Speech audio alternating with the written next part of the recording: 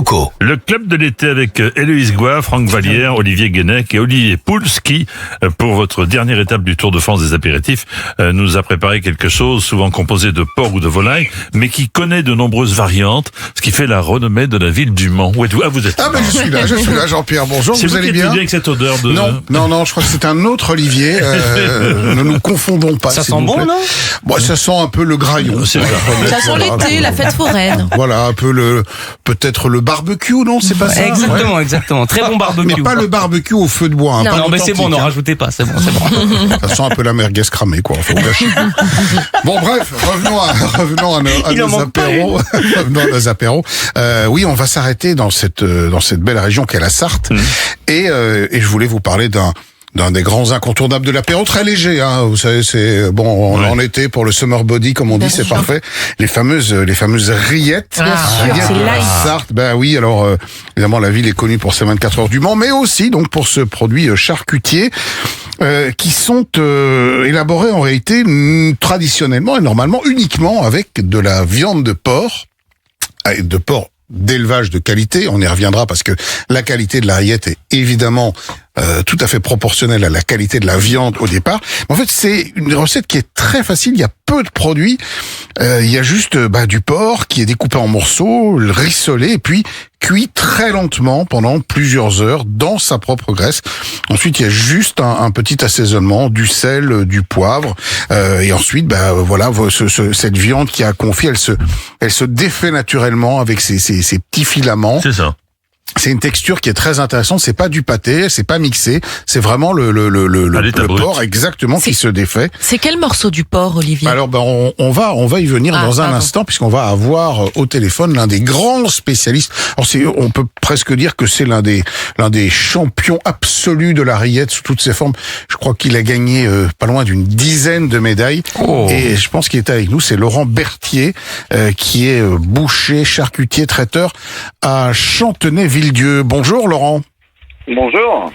Comment ça va Bonjour. du côté de la Ça va. Sarthe? Ouais, là on est sur le Mans, on est sur le marché en direct. Là.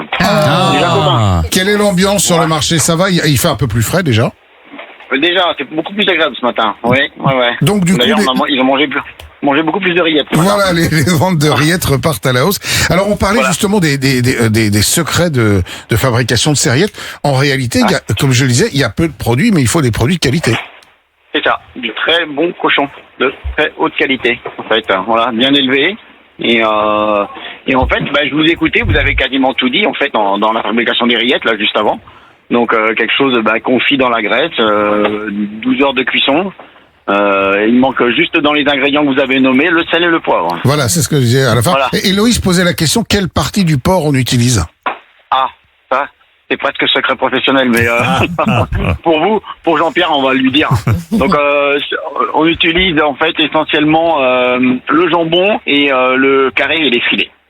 D'accord. Et tout est Carré mélangé. de porc et filet. Et tout est Et mélangé. tout est cuit pendant, le gras évidemment, et tout est cuit pendant 12 bonnes heures en fait. Ah, quand même. Oui, et Voilà. donc, j'imagine que le chaudron ou le récipient a aussi son importance. Ah oui, moi mon chaudron, il a 70 ans d'âge. Il est culotté. Et quoi. voilà, c'est ça. Et mon prédécesseur l'avait eu d'occasion. Ah oui. Ah, c'est dire qu'il a encore plus de 70 ans, oui. Ouais, exactement, je connais pas l'âge. Des fois, je le démonte, mais d'extérieur, on n'arrive pas à trouver la date dessus. Donc, mais voilà, c'est vrai que plus... Et elle ne sert qu'à ça, hein.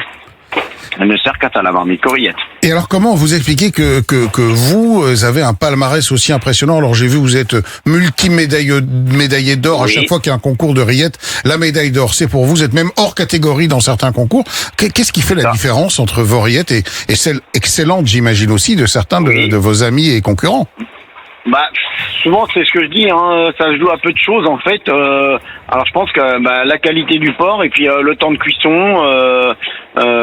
comme vous disiez aussi tout à l'heure dans le début de l'émission, le rissolage, en fait, des viandes. Hein. Et puis après, voilà, le temps de cuisson et puis après le petit coup de patte à la fin pour laisser les petits morceaux qui vont bien. On l'a bien compris, Laurent, votre recette, c'est la recette traditionnelle qui a fait la renommée des rillettes du Mans. Mais est-ce que vous vous autorisez en tant que boucher à des variantes, des rillettes de canard ou encore autre chose? Parce qu'on sait qu'il y a des variantes de rillettes. Ouais, on fait la rillette d'oie au moment des fêtes de fin d'année. D'accord. Et puis là, en début d'année, on a lancé deux produits, en fait, 2 rillettes créatifs. Comme vous parliez beaucoup d'apéro tout à l'heure au début. Mhm. Et du coup, on a lancé une rillette au café. À la tome refrain, en fait, c'est une tome sartoise. Oui. Et café.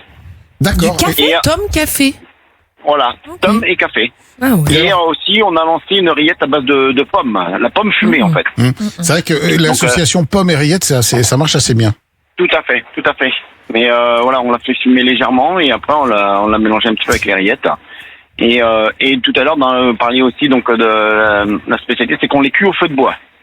Ah, là aussi, Voilà, on finira par les avoir, les petits Petit secrets. à petit, on aura tous les secrets. Hein. Voilà. Combien de temps on Donc, garde des rillettes, Laurent? Alors les rillettes fraîches, là, comme celle d'hier soir, là, ce matin, on les a vendues et on leur donne entre 2 et 3 semaines de Oui, frigo. quand même. Oui, Ah ouais. elles sont protégées par une petite couche de gras juste au-dessus. ça. Hein. Par-dessus, ouais. C'est ça. Et, Oui, et oui, oui. on les laisse évidemment au frigo, surtout avec les températures qu'il fait. Voilà. Comment vous aimez les manger, vos rillettes? Alors par contre, c'est vrai que quand elles sont, je dirais, sorties, il faudrait presque les sortir un petit peu à l'avance. Alors quand c'est comme ça, on sort juste la quantité qu'on a besoin, on prend dans le pot et on remet le pot au frigo. Et après, il faudrait les laisser une petite heure à température ambiante, un petit peu, pour que ça fait ressortir un peu les arômes. Juste du Pour pain les manger grillé trop. ou du pain Sur frais? un pain grillé, ça sur un pain grillé le matin, voilà, au petit déjeuner. Ah, le matin, Bah oui, oui, bah bah, évidemment, bien elle sûr. dit ça. Ah oui, tout à fait. Avec le petit café. Nous, avec mes employés, tous les matins au déjeuner, au café, il y a le pot de rillette, il est sur la table. Hein. Moi, j'ai une question parce que j'ai eu l'occasion de me retrouver dans une embuscade sartoise. Oui. Et j'ai consommé plein de produits locaux, dont des rillettes. Et quand j'ai demandé des cornichons ou des capres, on m'a regardé. J'ai cru que j'allais me faire jeter des pierres. Alors, est-ce qu'on peut ou pas? Est-ce que c'est orthodoxe ou pas? Alors, on peut manger un cornichon sur un petit os de rillette, une petite rondelle de cornichon, c'est pas désagréable, hein. Mais voilà, c'est vrai que ça cache un petit peu, je dirais, le goût de la rillette. Hein. Promis, on le fera pas tout à l'heure. Voilà. Merci beaucoup, en tout cas, rien. pour tous ces conseils et finalement pour tous les secrets que vous avez dévoilés. Voilà, merci Laurent. Merci. Bon marché à vous et bonjour du côté du Mans. Voilà, merci beaucoup. Bonne journée. Merci Laurent, merci beaucoup et très bel été à vous au Mans et à tous ceux qui sont au marché ce matin au Mans et qui vont rentrer manger de bonnes rillettes à la Au maison. marché, au Mans ou ailleurs. Ou ailleurs, bien le sûr. marché pendant les vacances, les Bien amis, sûr, c'est aujourd'hui, il y a tellement le marché à plaisant. Carrillo, oui, par exemple, Bah oui. vendredi. On mange quand les rillettes, là, on les goûte Ah bah quand tout à l'heure. Ah, d'accord. Et alors, je vous ai aussi préparé d'autres rillettes. Alors, je vous ai apporté Tours. d'authentiques rillettes du Mans. Non pas de Tours, mais d'un autre produit que le cochon. De requin? Parfait. Non, pas de requin. Soyez patients messieurs, la dégustation arrive dans un instant pour